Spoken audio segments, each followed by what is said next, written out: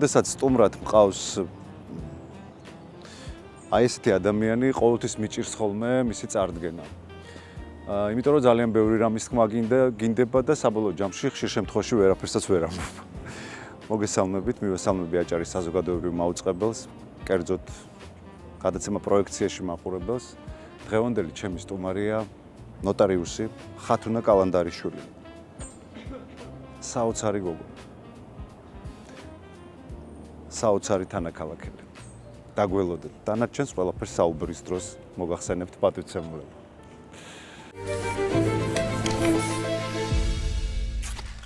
ესე იგი, ამ გარეგნობის ამ ვიზუალის ადამიანს რო ჩაწერ გადაცემაში, რაღაცე უნდა ილაპარაკო. ხათუ როგორ ხარ, გამარჯობა. მიხარია რო გნახე. ესე იგი 22 წლის მანძილზე მეგობრებო, მინდა გითხრათ, რომ რაც გადაცემა მაქვს, მას შემდეგ ხათუნას გადაცემაში მოწვევა მაქვს ჩაფიქრებული. ვიცი ეს განზრახვა. 2026 წელს იანვრის თვეში გადაცემა ხდება 22 წლის და 22 წლის მანძილზე ეს მშვენიერი, ძალიან რეალიზებული ქალი ხათუნა კალანდარიშვილი პირველად არის ჩემთან გადაცემაში სტუმრად. როგორ ხარ ხათუნა? კარგად ძალიან. მადლობა მოწვევისთვის. მადლობა შენ და ჩემთვის დიდი პატივია. იცი რა არის, ჩემთვის არის მართლა ძალიან დიდი პატივი და ეხლა დღეს დილით რომ გავიღვიძე და ვემზადებოდი შენთან წამოსასვლელად ყველაზე მეტად რით დამამახსოვრდი პირველსავე შეხვედრაზე, რაც ალბათ ჩვენს გარემოში არის ძალიან იშვიათი მოვლენა, შესაშური, აი ძალიან სასიამოვნო რეალიზების განცდა და მიტოვე იმთავითვე. და მე ვიცი რომ ძალიან დაკავებული ხარ, სულ საქმეში ხარ და სულ მაგ განცდა რომ ყველაფერს ასწრებ. დიდხანს მიდიოდი აქამდე ხათუნა. კი, ძალიან დიდხანს. მე ჩემი ასე ვთქვათ, გმირის მოგზაურობა მქონდა. შეიძლება ძალიან ხმაურიანი არ იყო ეს გმირის მოგზაურობა, მაგრამ ძალიან საინტერესო პასაჟებით იყო სავსე. საინტერესო პიროვნული თვითგანვითარებით. სამყაროს შეცნობით. ამას რეალურად გრძნობდი, რომ შენ გააზრებულად მიდიოდი თვითგანვითარებისკენ, თვითყოფადობისკენ და შენ ის პერიოდი გამოიარე, როდესაც ზოგადად ქალის როლი, ქალების უფლებები, უამრავი ინფორმაცია იყო და ამ გზაზე რთული იყო ეს ბრძოლა, რთული იყო შენთვის ეს ომი. ნამდვილად რთული იყო, მინდა გითხრა. მაგრამ ჩემი ბუნება და ხასიათი მეხმარებოდა ალბათ, ხალასი ბუნება რა და გულწრფელობა ყველაზე მეტად და პრინციპულობა, რომ აი ეს ჩემი გასავლელია, ჩემს გარდა არავინ არ უნდა შეიმეცნოს, მე უნდა ვნახო, მე უნდა განვიცადო, მე უნდა მოვერგო, მე უნდა მივაწვე ამას ბოლომდე და აი ეს იყო გამსაზღვრელი, მაგრამ ეს მთავარი ალბათ თავიდანვე ვიცოდი. მერე ცხოვრებამ კორექტივები შემიტანა, რა თქმა უნდა, თავის თავად და მეც ამ სიტუაციას ვერ გებოდი, შეიძლება ესე ვთქვა და ბევრს სწავლობდი იმ სიტუაციიდან. ფაქტობრივად თავის გადარჩენის მომენტებიც იყო. მაშინ, როდესაც ის ბნელი 90-იანები და ასე შემდეგ, ამაზე აქცენტს აღარ გავაკეთებ, მაგრამ აი ჩემს ქვეყანასთან არსებულ ცვლილებებთან ერთად ჩემი პიროვნული ცვლილებებიც დგებოდა და მეც ვიცვლებოდი მასთან ერთად, ესე მგონია, ტრანსფორმირდებოდით ერთად. ამიტომ ყველა ჩემი მონაპოვარი მიყვარს. დასაწყისის ხათუნასთან გააქვს ხოლმე საუბარი? ძალიან ხშირად. პატარა ხათუნა ძალიან პატარა ხათუჩის უძახი, აი წარმოიდგინე სახელით შევცვალე. მაგარია რომ ასე ეფერები მას. სახელით შევცვალე და ჩემი შვილიც ხშირად მომართავს ხოლმე. ხათუჩი როგორ ახარ დღეს მეტყვის და ჩემ თავსაც ხშირად ვეკითხები. აი პატარა ხათუნა, შენ რა გინდოდა იმ დროს? რა გინდოდა შენი ქალიშვილობის დროს, რა გინდა ახლა და რა გენდომება შენ მომავალში? შეიძლება მე მომავალში ამის პასუხები არ მაქვს, მაგრამ პატარა ხათუჩის აი ეს კანონზომიერებული კანონზომიერი ბმა არ დამიკარგავს, ანუ ყველგან მყავს ეს ჩემი პატარა ხათუჩი, ყველა ეტაპზე ცხოვრების განვითარების. ესე ჩემთვის მარტივია უფრო ყველაფერი და როცა ვეკითხები, ხო, პასუხს თუ ჩემი ეგო და გონება მცემს, სხეულს ვეკითხები ამ დროს, გაჟრიალებს ამ კითხვაზე? ესე იგი ნაღდია, გული აგიფანცქალ და ესე იგი კაია და კაია ეს ყველაფერი. რა საინტერესოა. ეხლა რომ გისმენ, ერთდროულად მეფიქრება სხვადასხვა საკითხებზე, მაგრამ ძალიან ხშირად ვაწყდები ესეთ ფაქტს.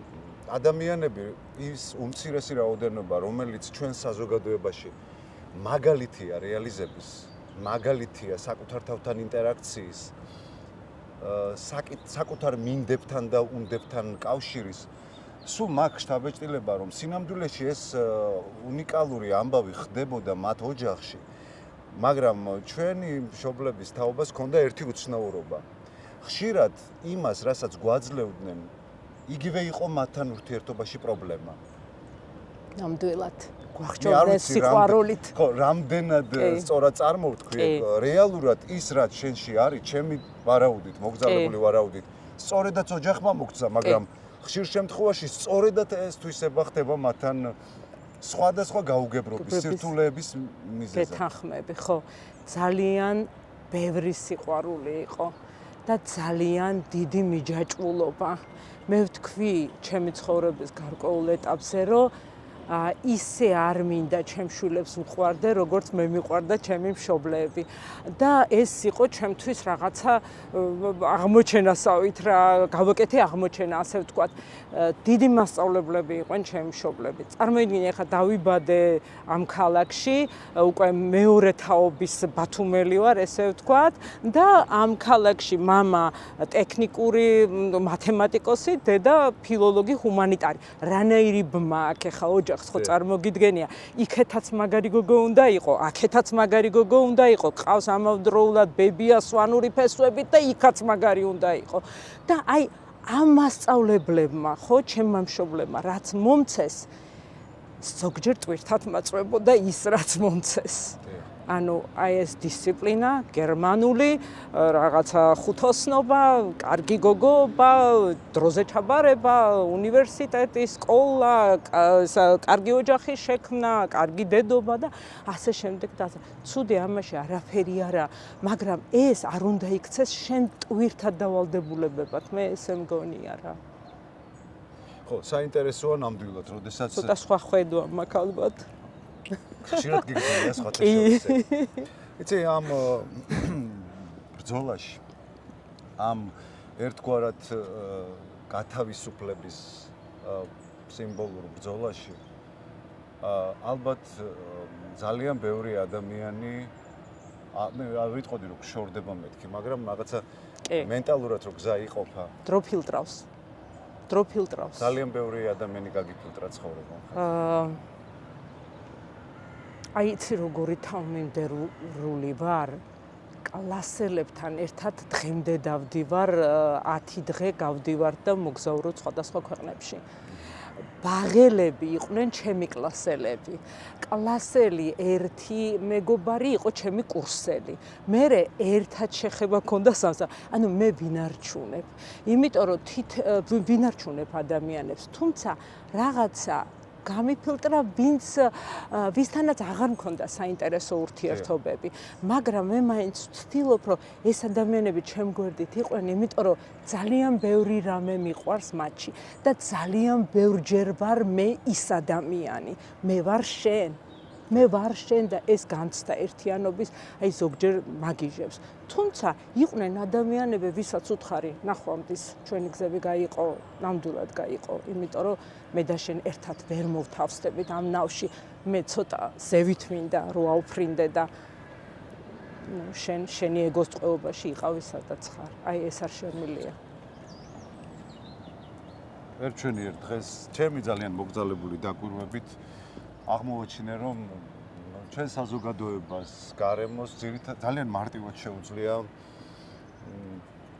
მართლა არ ვაყენებ არავის შეურაცხყოფას და შეიძლება ნაწილობრივ მეც ვარ და შეიძლება მთლიანადაც მეც ვარ ასე რაღაც ინსტინქტურ დონეზე ცხოვრება. კი. გაუაზრებლად რაღაცების პირდაპირ მიღება. კი. ხათუ რა მაინტერესებს იცი?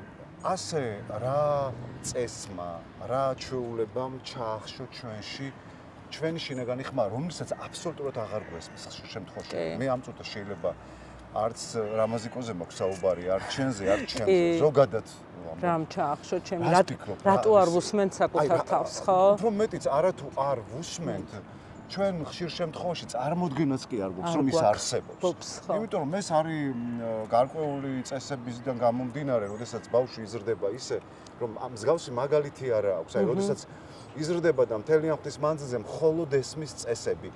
უნდა ვალდებული ხარ. აი ეს სიტყვები ჩემთვის ძალიან რთული აღსაქმელი იყო და მტკივნეული იყო, კი, მტკივნეული იყო და მე ამას როგორ ვუპასუხებ, იცი? ცოტა ფილოსოფიურად მე ვარ მე და ჩემი ინდივიდუალიზმი ძალიან მინდა შევინარჩუნო და ჩემ შინაგან ხმას ხშირად მოვუსმინო, მაგრამ ჩემში იმდენი ქაოსი და ხმაური შეიძლება იყოს, რომ დამეკარგოს ეს ჩემი შინაგანი ხმა.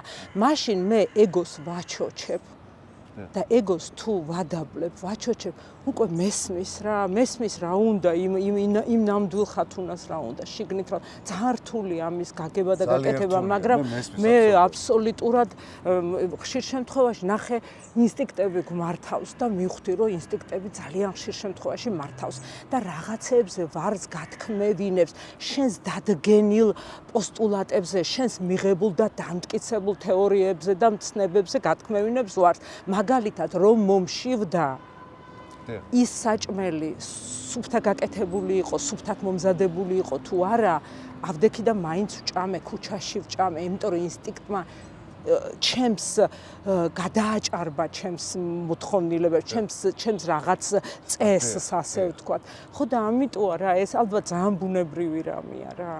აი ამის ერთიანობას ვცდილობ. ბათუმში ყავს სტუმარი, რომელსაც ღიად შეუძლია ისაუბროს ეგოზე, რომელიც არის ძალიან მნიშვნელოვანი თემა.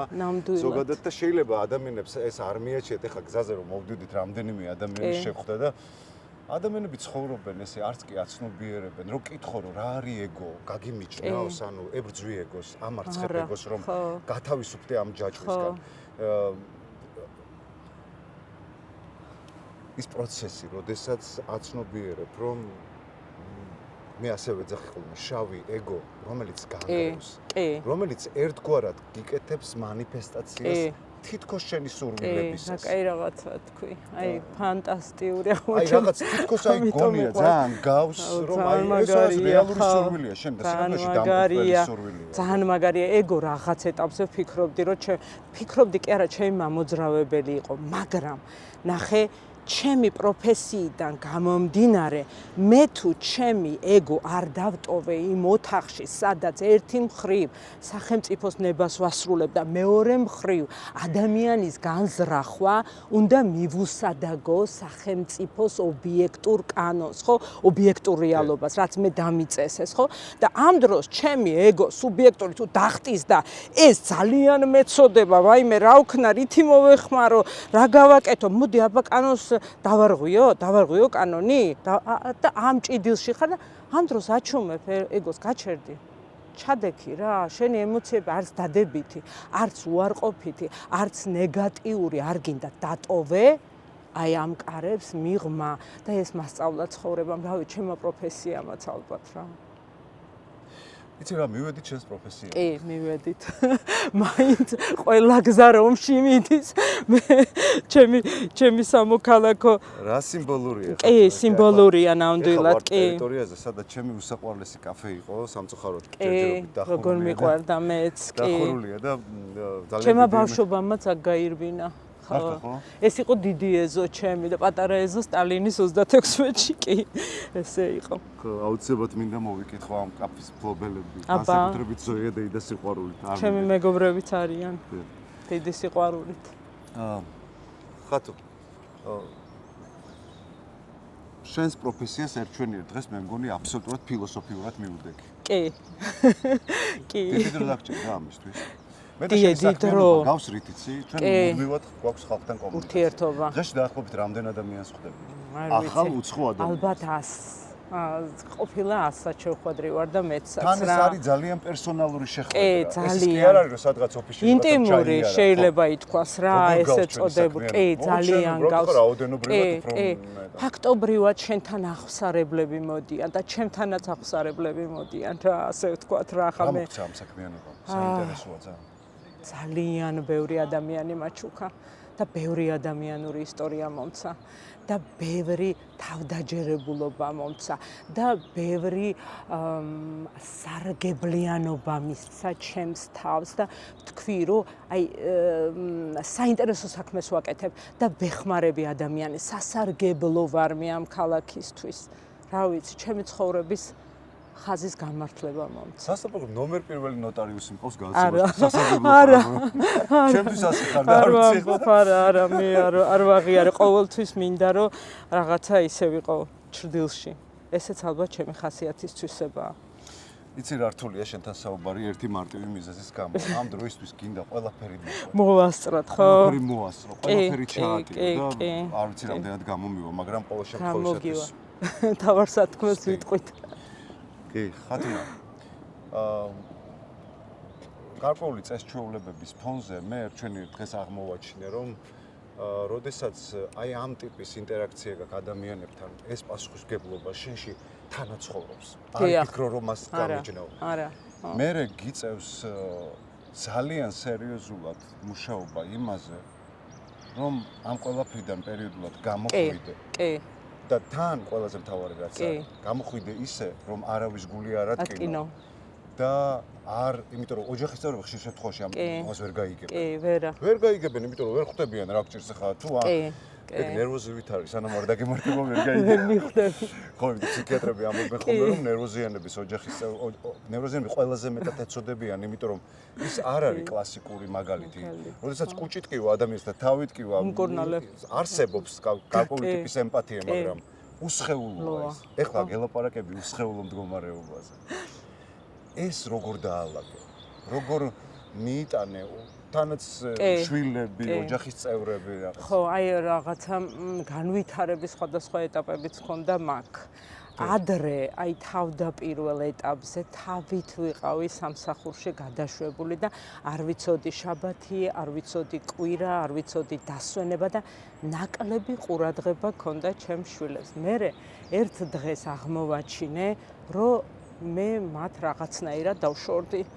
ოჯახს დავშორდი რა, ოჯახს დავშორდი, გადავეშვი ამაში თვით გადარჩენის, არ ვიცი თუ რა მისია დავაკისრე, საწამიღო, ტალღამწა, იქ არ შემეშალოს, იქ ადამიანს ვასიამოვნო, იქ მოვასწრო, მოდი ეს ვქნა და სუპერ გმირი ვიყავი, მეგონა, აი ყოვლის შემთხვევაში ვაკონტროლებ ყველაფერს და უცებ ვნახე რომ აი ეს საუკეთესო წლები ჩემი შვილების, როდის რაქნეს, ფეხი აიდგა, როდის წაიქცა, როდის ისქნა, რაღაცა თანაზიარი ამაში არა ვარ და დედაჩემმა მახსოვს მითხრა რომ იციო შენი შვილიო ყოველთვის რას მეკითხებაო როცა მასთან მივდივარო და ვთქვა თუ ნახაო და ხვდებიო დედა როდის მოვა და გავგიჟდი რომ სულ მუდმივი უკმარისობა ქონდათ და მე ვთქვი რომ არა და თან ამას შეუწყო ხელს რომ გავქორწინდი და ფაქტობრივად ჩვენი პატარა ოჯახმა გადმოინაცვლა აბსოლუტურად სხვა გარემოში და უკვე ძალიან თანაზიარი ტიპები უნდა ყოფილიყავით სახლში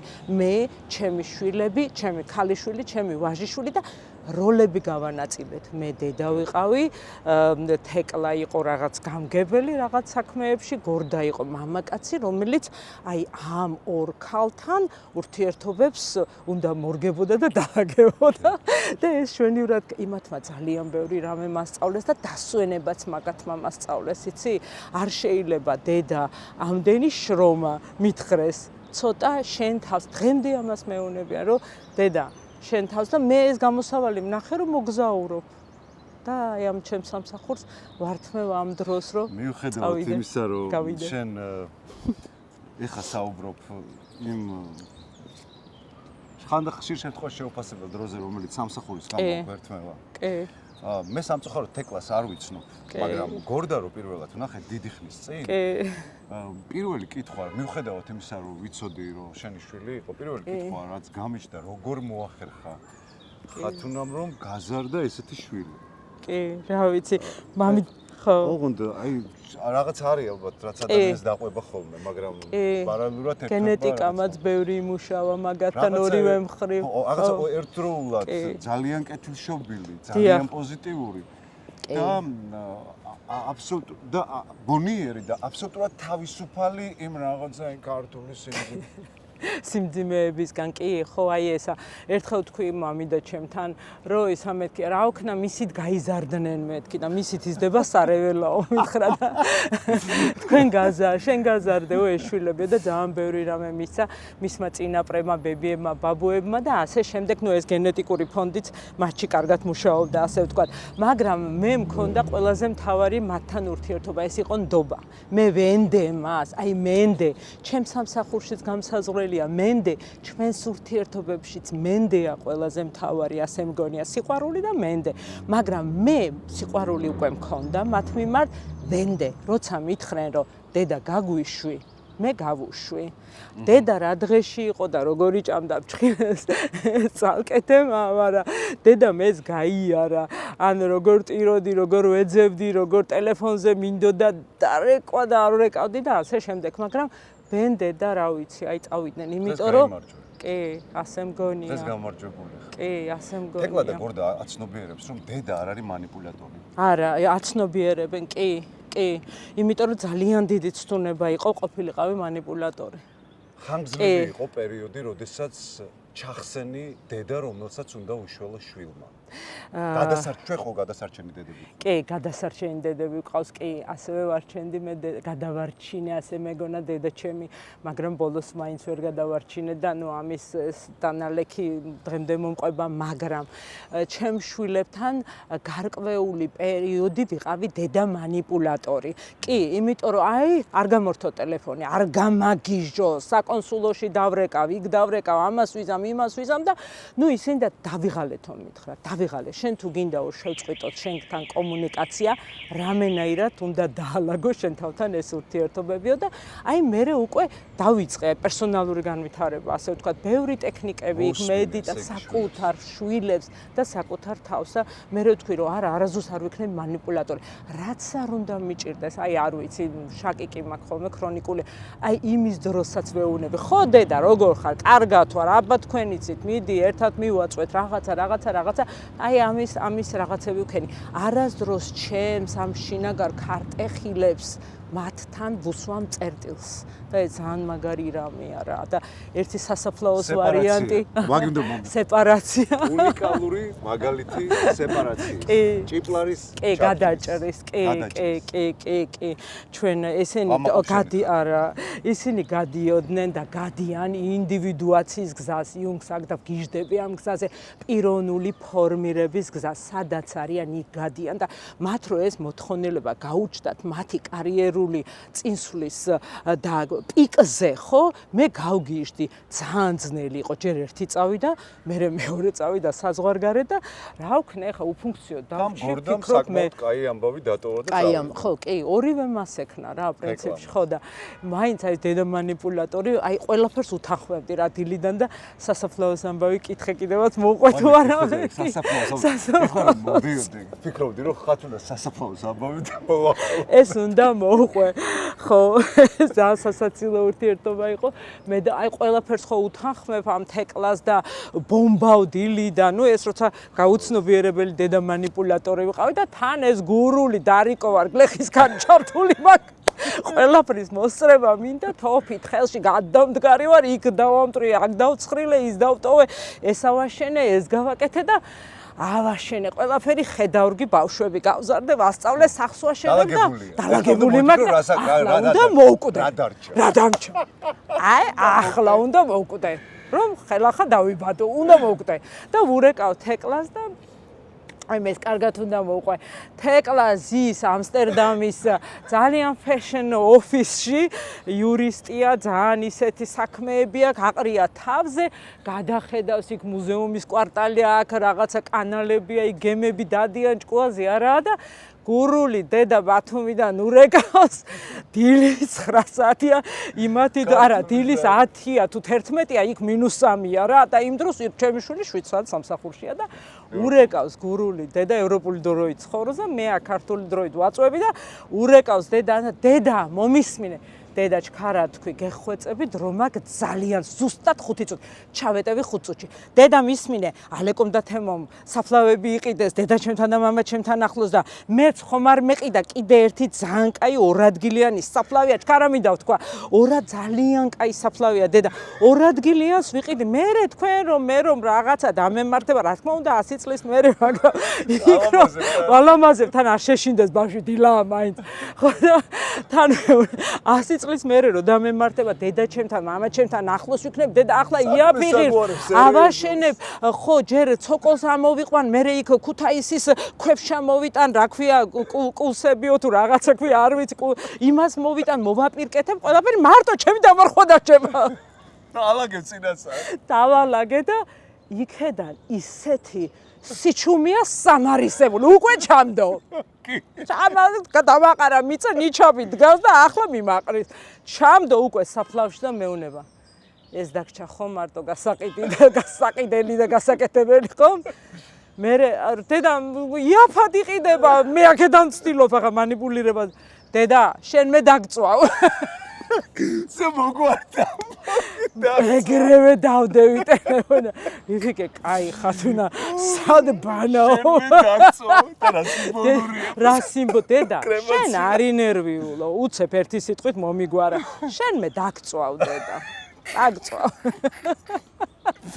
კრემაცია მე მაქედა მეორე სერიალია ის რომ გორდას დაურეკე და ის უფრო შემწყნარებელი არ დამწვავს ჩემით მივეწვევი რაღაცა წავალ ვარანაში იქ დავიწვევი კაცო და რაღაცა წმინდა დინარე გავდინდები რაღაცა შეუერთები ხო და გორდა მეუნება კაი მაგას ისე გეტყოდა გაალაითა მისი დისამა არ ნერვიულო დედა მაგას არ იფიქრო არ ნერვიულო არა ისე მაინც არ იყიდო გორდას ხასიათია გორდას ხასიათია ესე ამდენად გულწრფელია ჩვენი საზოგადოება ჩვენი ადამიანები ხართ გულწრფელობა რეალურად პრობლემაა ჩვენი კულტურის კი ნამდვილად კი მე მაინც გონია რომ მართლა გულწრფელები უპირველეს ყოვლისა ასე მგონია რომ საკუთარ თავთან არ არიან და შენთან ხშირ შემთხვევაში როგორ იქნებიან აი ძალიან უნდა გენდოს ალბათ ადამიანი რომ გულწრფელობამდე მიიყვანო რთულია რა გულწრფელობა რთულია ფაქტობრივად გულწრფელი ადამიანი თვლის საზოგადოება რომ განიარაღებული ადამიანია შიშველია შენთან ეს შიშველი არავის არ მოსწონს უძალოა ხო არა აქვს შენი არც მანიპულირების საშუალება შენი კონტროლის საშუალებას კარგავს და ასე შემდეგ და ამიტომ შეიძლება ეს სუდად გამოიყენო აი ესე ესმით აი ამ კლიშეებს არ მინდა რომ მივსდიოთ რა აი ამ კლიშეებით არ მინდა რომ განვითარდეთ რა უფრო მეტი გავიგოთ სამყაროზე უფრო მეტი გავიგოთ ამ ნდობაზე და უფრო მეტად ბენდოთ ამ სამყაროს და ადამიანებს ეს ნდობა რამდენად მნიშვნელოვანია როდესაც სამყაროსთან ერთიანად მოდიხარ საბოლოო ჯამში. კი, მოდიხარ, კი, სამყაროს აი ნახე, თუ ჩათვლი რომ სამყარო მტრულია, შენ მას ვერ ენდობი. ვაიმე მტერს როგორ ენდობი? ხო, ვაიმე სულ ისა გაქვს, რომ მოდი უკან დავიხიო რა, ის რაღაც რა უნდა ამ ადამიანს. აი ჩემთანაც რომ მოვიდა, ვთქვათ, აი ძალიან მარტივ მაგალითს ვიტყვი. მოვიდა ადამიანი და აი მე ვფიქრობ, რომ ის მტერია რა, всё უკვე მივაკერე იმას, იარლიკი მივადევი. ერის პროექციაში შევდივარ მე მასთან ურთიერთობაში. ის ხო შემოდის და იარაღით ხო გადმოიღებს კალაშნიკოვს და ხომ დამხრიტავს საერთოდ და მეც რო აქედან მივადგები, მტერია და ერთმანეთი უნდა გავანადგუროთ. არა, თუ ღია გულით შედიხარ, თუ ნდობით შედიხარ და თუ გულწრფელი ხარ, ხო, მეც თუ გულწრფელი ვარ შენთან, მაშინ ჩვენ ყველაფერი გამოგივა, იმიტომ რომ ძალიან ბევრი ელემენტია სიყვარულის გულწრფელობაში. ბევრი ელემენტია, ღიაობა, სიმართლეა, ტყუილი არა, აი ტყუილს ვებძოდი საკუთარ თავში. ძალიან მატყუარა ბავშვი ვიყავი, ყველაფერზე ვიტყუებოდი. ყველაფერს ვიტყუებოდი.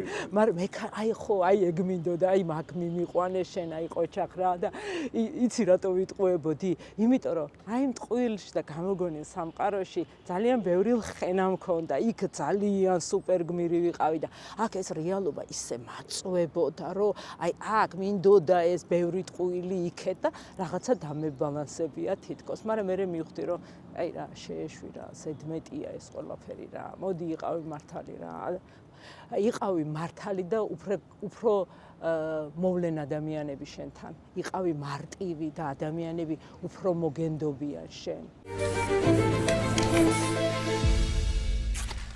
რა კარგია ხათუნასთან საუბარი. კარგია შენ აუცილებლად მოვალ. აი რაღაც უფრო მეტი ცვლილება რომ ექნება მოვალ. სულ ფიქრობ, იცი რომ აი თითქოს რუტინულია ჩემი სამსახური 30 წელი მისრულდება რაც ნოტარიუსი ვარ. და ამ დროს თავს თვლი შემოქმედებით ადამიანად და ვფიქრობ რომ აი პატარა ხათუჩის არ ვახარებ ხოლმე, არ ვხატავ, არ ვწერ არ ვთამაშობ რაღაცები და რა ვიცი ამას ველოდები კიდე ალბათ სამყარო მომცემს ამის შანსსაც რომ რაღაცა მეტი დრო მქონდეს. ძალიან ხაზი გავუსვი რომ დღეს მართლა მნიშვნელოვანია რომ შენარჩუნებული იქნეს ფსიქოემოციური ბალანსი. კი. გახსოვს დღე როდესაც გააცნობიერე რომ უნდა ისწავლო იყო ბედნიერი. კი.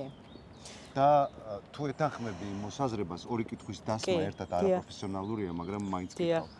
თუ ეთანხმები იმას, რომ სინამდვილეში სამყარო თავიდან ბოლომდე მომართულია იმისკენ, რომ შენ იყო ბედნიერი. კი, თავიდან აბსოლუტურად სამყაროს ფიქრობ, რომ არც ცუდი უნდა ჩემთვის, არც კარგი უნდა ჩემთვის. ის ნეიტრალურია ჩემთან. ეს ჩემი გადასაწყვეტია მე რა მდგომარეობაში ვიქნები და ეს არის ალბათ რელიგიურ თვალსაზრისით არჩევანი. ალბათ არჩევანის საშუალება. ზუსტად მე ესე მგონია და მე მიყევი შენ ბედნიერ გზას ხშირად გეუნებენ და ამაზე ხშირად მიფიქრია რომ მოდი გავიგო ეხა რა არის ბედნიერება, ვაიმე ბედნიერება მე ვთქვი რომ ძალიან მაგარი რაღაცაა ბედნიერება, წვრილმანებშია და აქ და აქ ყოფნა ბედნიერება. ამ მომენტში რომ არაფერი არ მტკივა, ამ მომენტში რომ ჯამრთელი ვარ, ამ მომენტში რომ შვიდი ვარ, ჩემი შვილები რომ კარგად არიან, მაგრამ სულ ხო ესეთ კაი მოვლენებით არაა საქმე, ხო დატვირთული, მაგრამ კანონზომიერება თუ შემოგხავს ბედნიერებაში, უკვე ძალიან მაგარ რაღაცებს აღწევ რა, ასე მგონია და აღარ იმაშვება რა, შენი ფსიქიკაც აღარ დარბის და ესე რა ქვია, მაიმუნივით ერთი ხიდან მეორე ხეზე აღარ ხტის რა, სიმშვიდეში ხარ. ბედნიერება ჩემი მდგომარეობაა. რავი, დაფასება იმისი რაც მაქვს. ფროიდი ამბობდა რომ ჩვენ ყველას ყავდა მშობლები და ყველას გვჭირდება ფსიქიატრი. კი, თუ თქვენ ყავდათ მშობელი, ისე იგი თქვენ გჭირდებათ ფსიქიატრი ხო? ოღონდ უნებრივია ამით ჩვენ არავის არ განზღავთ. კი, არა, ჩვეულებრივი ამბავია და ყველა ადამიანი საკუთარ ომში იბრძვის. აბსოლუტურად, კი. მაგრამ როდესაც რაღაცებს ფილტრავდა, აცნობიერებ რომ გარკვეულწილად twin-ი ძალიან ჩვენი გონება ძალიან გვეხუმრება ხოლმე, ცუდად, ბოროტად გვეხუმრება. აი ამის გამიჯვნის პროცესი რთული იყო შენთვის, როდესაც აი მიუხედავად ვისა რომ ნაწილობრივ ამაზე ისაუბრე კიდეც. კი. ჩვენ რაღაც ძალიან ფსიქოლოგიური კონტექსტის გადაცემა გამოდის, იცი როგორი მომენტია? ძალიან ხშირად ამასაც მეგობარს ველაპარაკებოდი, რაც ყველაზე მეტად გვაწუხებს იმას ვაიგნორებთ ხოლმე. გონი რომ ეს ასე უნდა იყოს. და ამ ჭაობში ვიძირებით და ვიძირებით. არა ამასთან სამუშაოა მუდმივად, იმიტომ რომ მნიშვნელოვანია ადამიანი დილით იღვიძებდეს ბედნიერი. და თუნდაც სამყაროს ვიბრაციები მიიღოს. არ გაუწიოს წინააღმდეგობა. ეს არ ნიშნავს იმას, რომ შენ დამარცხდი, ან რაღაცის ცვლილება არ გინდა. პირიქით, რეალობის მიღება მე ვფიქრობ, რომ ყველაზე გონივრული გადაწყვეტილებაა. იყო პერიოდი ვნახე გავიღვიძებდი დილას და წვიმდა და აუ ამ წვიმამ ხო გაახურა საქმე რაღაცა ხასიათი გამიფუჭა და იქ ესეთი უარყოფითი და ნეგატივით რო დავიწყებდი დილას ხან ფეხი მომიცურდა ხან მანქანა გამიფუჭდა ხან სამსახურამდე ვერ მივედი ხან დავიგვიანე ხან რაღაც ანუ ამ რელსზე არ უნდა დადგე ადამიანი გამიგე და აი უბრალოდ გააცნობიერო ის რაც იყო შენ ცხოვრებაში, ყველაფერი იყო გაკვეთილი. ის მშობლები რო ყავდა ჩემ თავს უთხარი, ეს უნდა ყოფილიყო ასე. შენ ეს დაბადებიდანვე იცოდი რომ ამათთან დაიბადებოდი. იმათი გამოცდილება ჭირდებოდა შენ და შენი გამოცდილება უნდა მიიღო. გამიგე და ჩემი მშობლებს რა მივხვდი, იცი, რას ვუფასებთ ყველაზე მეტად. გარდა იმისა, რომ იქ იყო რა თქმა უნდა, ახლა აი იდეალიზირება არ არის ჩემი პროფესია რა. ვერ არ შემიძლია ეს ნაღდათ არ შემიძლია რა. მე მაგალითად ვიცოდი, მამაჩემს თქვენობით ველაპარაკებოდი, ეს ძალიან ინტიმურია ხარ, რასაც მერვე კლასამდე. თქვენ იყო მამაჩემი ჩემთვის, იმიტომ რომ ალბათ ხშირად არ ხედავდი მამას. ხო და არ იღებდა მონაწილეობას, მაგრამ როცა მოვიდოდა სერიოზული ავტორიტეტი იყო, მაგრამ მაშინ ესე ქონდა დანაწილებული ფუნქციები, რომ აი მამა რაღაცა ისა მამა შენი დაება პასუხს მოგთხოვს ამ საკითხზე და რაღაცა. იქ დედას აბსოლუტურად სხვა ფუნქცია ქონდა. ბებია იქ იყო თითქოს დამაკავშირებელი, ისა გამправებელი ჩემი და ჩემი ძმის მგენის, რა ქვია, ქცევების, მაგრამ ნახე რა ხდება. მე მივიღე საუკეთესო მათგან. ავიღე. ალბათ ნიჭიერი ვიყავი. აი ნიჭები მქონდა ამისი, რომ და უცებ მივხვდი, ხო, უცებ მივხვდი. აი რა არ უნდა ვიყო. როგორი არ უნდა ვიყო რა, თუმცა ეს არ იყო პრევენცია, შეცდომები მე ჩემ შვილებთან დავუშვი. აი ბოდიშვი მათ და მოვუხადე კიდევაც და ამით დაიწყო ჩვენი ახალი ურთიერთობა, კი, მოვუხადე. და კიდე ბევრი მაქვს ალბათ მოსახდელი. მშობელმა მოისმინოს ძალიან ხშირად ჩვენი კულტურა ერთგვარად მორგებულია იმას, რომ მშობელს შეცდომა არ აქვს. აო, კი. და სხვათა შორის ძალიან ხშირად ერთი შეხედვით დაალაგებულ გარემოში განსაკუთრებით. აი რაღაცა ძალიან დავარცხნილი გარემო არის და გეთანხმები.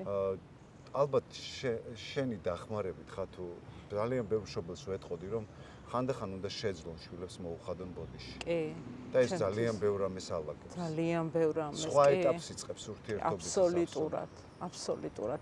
იცი რა, აი ჩემმა შვილმა რომ მითხრა მე რომ ისე ვამბობ რა, დედა დამელაპარაკე, ის არ გულისხმობდა მხოლოდ დედა აი ამოუშვი ახლა პირიდან სიტყვები მრავლობითი ილაპარაკე და უსაგნო დამელაპარაკე, ანუ გამაგებინე და გაგებული მინდა შენგან ვიყო მე და აი ეს გაგება და ეს რომ ორივე მივხვდით всё ურთიერთობა ძალიან სხვა ასპექტში გადადისვიათ და ეს ასპექტები მიყვარს მე ჩვენს ურთიერთობაში. თუმცა მე არ ვამბობ რომ ისავა რა ვიცი ახლა ცნობილი ის რომ იყო პედაგოგი ვიღაცა რა გვარი დამავიწყდა, მაგრამ ის არა ვარ მე. მე ვარ ადამიანი, ვინც ვისწავლე საკუთარ შეცდომებზე. მე არ ფლობდი ტექნიკებს. ეხლა რო თქვათ აი სხვა ინფორმაცია თუ გინდა chat GPT-ს კითხე, როგორ დესაუბრო შვილს დილაში. დღეს საღამოს მოგცემს მკაცრ გადასარევ განრიგს მოგაწოდებს. გადასარევს. და ისეთი ფსიქოლოგიური დახმარებას და მხარდაჭერას გაგიწევს ნებისმიერი, რა ვიცი, ფსიქოლოგი ვერ მოგეხმარება, შეიძლება ამ ეტაპზე, თუმცა მათ დროს როგორ ვაკნინებ, მაგრამ აი ეგ არის რა. ყველაზე დიდ პრობლემად მიმაჩნდა ყოველთვის ერთმანეთის სივრცეებში შეჭრა. კი, აუ ეს მაგარი თემა. გაუფრთხილებლობა და ხშირ შემთხვევაში თუ ძალიან ვიჭრებით ჩვენ ადამიანის სივრცეში, იმ ადამიანს წარმოდგენაც კი აღარ აქვს, რომ უნდა არსებობდეს მისი სივრცე. ჩვენ მას ვართმევთ იმ ყველაზე ძვირფას. დიახ. რასაც ქვია დამოუკიდებლობა. საკუთარ სურვილებზე მოსმენა და მე აქ საუბარი არ მაქვს ეგოზე მოსმენას, თუმცა ეგოსაც უნდა მოვსმენო. და შენ ძალიან სიმბოლური და ძალიან მნიშვნელოვანი რამ მითხარი, რომ ჩვენ თუ გვინდა გარემოს შეცვლა, პირველად ვიცვლოდით ჩვენ. აუცილებლად. ამ თვალსაზრისით მე ამ ხალხს ჩემს გარემოს ვუსურვებდი, რაც შეიძლება ბევრ ხათუნს. რა ვიცი. ძალიან დიდი მადლობა, შენთან საუბარი არის ერთი სიამოვნება. ძალიან დიდი მადლობა. და შემდგომ სერიები ჩავწერო შენთან საუბრის დროს. სამაგალითო ადამიანი ხარ, ეს შენი შრომით გაქვს მოპოვებული და ამისთვის მადლობა. მადლობა ამ გადაწყვეტილებისთვის. მადლობა შენ და ძალიან მადლიერი ვარ.